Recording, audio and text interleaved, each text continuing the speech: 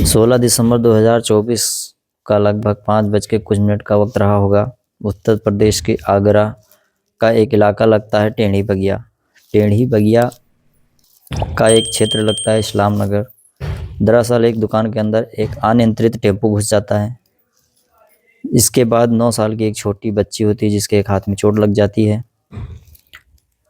जो टेम्पो वाला होता है वह उसी बस्ती का होता है और जो टेम्पो होता है ड्राइवर होता है वो भी उसी मोहल्ले का रहने वाला होता है।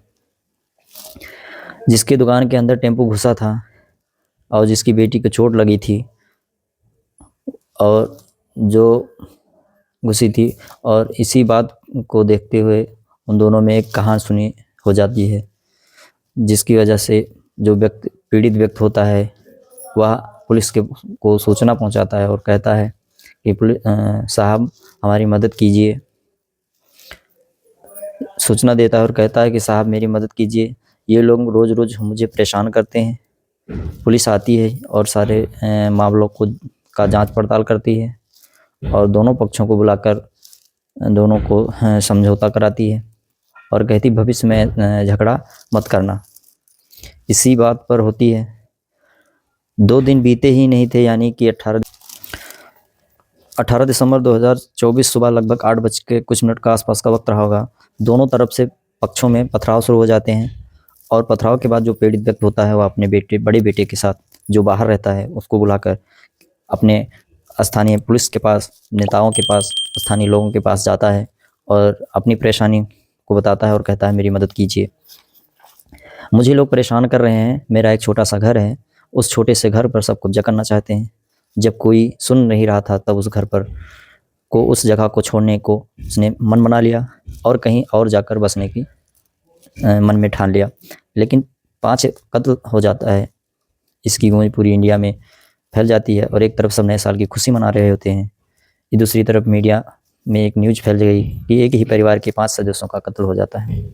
आज इस कहानी के माध्यम से हम जानने की कोशिश करेंगे कि नए साल के शाम को 5 कत्ल की कहानी लिखी जा रही थी, इसके पीछे की वजह क्या हो, और नए साल का खुशी मनाया जा रहा था, यानी अगले दिन 1 जनवरी 2025, यानी अगले दिन 1 जनवरी 2025 की सूचना किस लिए पहुंचती है।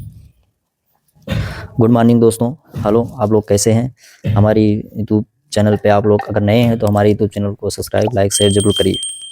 ये जो सच्ची घटना है मैं सुनाने जा रहा हूँ, यह सच्ची घटना उत्तर प्रदेश के लखनऊ का एक थाना लगता है जो नाका थाना लगता है। नाका थाना दरअसल चारबाग स्टेशन के सामने एक होटल है जिसका नाम सोनाजीत है। होटल, उसके कमरा नंबर 109 से एक लड़का निकलता है जिसकी उम्र लगभग 24 साल की रही होगी। वह थाना जाता है और थाने पहुंचता है सुबह सुबह, ये 8 बजे का वक्त रहता है। वहाँ जाता है तो सब में रात के समय से थके हारे रहते हैं, सुबह नाश्ता पानी करके तभी थाने में बैठते हैं। सुबह सुबह का वक्त रहता है, कोई इतना ध्यान नहीं करता है। वो लड़का एक पुलिस से बताता है कि फला नंबर, फला कमरा, फला होटल में 5 लाशें पड़ी हुई हैं। पुलिस वाले यह बात सुनकर देखकर लग रहा था कि जिस तरह की बातें वह कर रहा है मानो वह मजाक कर रहा है।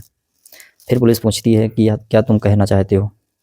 वह कहता है कि आप बगल चारबाग स्टेशन के बगल सोनाजीत होटल है, उसमें कमरा 109 में 5 लाशें पड़ी हुई हैं, आप चल के उसको देखिए।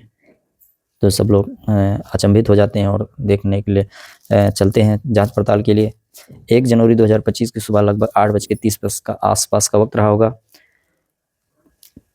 वहां जाते हैं और थोड़ी देर में यह सूचना उच्च अधिकारी तक पहुंच जाती है, जिसमें एसपी, डीएसपी और एसएचओ फोरेंसिक टीम पुलिस बल के साथ वहां उस होटल पे पहुंचते हैं। फोरेंसिक रिपोर्ट के अनुसार उसमें ये पता चलता है कि किसी का गला दबाया हुआ है, किसी का हाथ का कलाई काटा हुआ है और सब एक ही परिवार के सदस्य 5 लोग हैं, जिसमें से एक मुखिया बुजुर्ग हैं, 2 लड़कियां हैं, 1 लड़का है।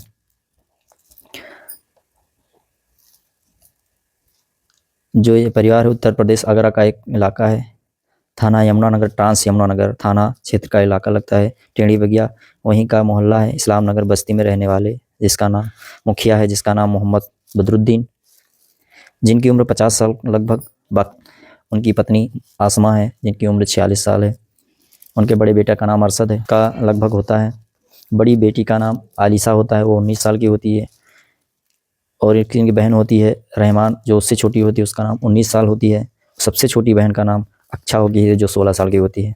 ये पाँचों की लाशें उसी कमरा नंबर 109 में पड़ी हुई होती है।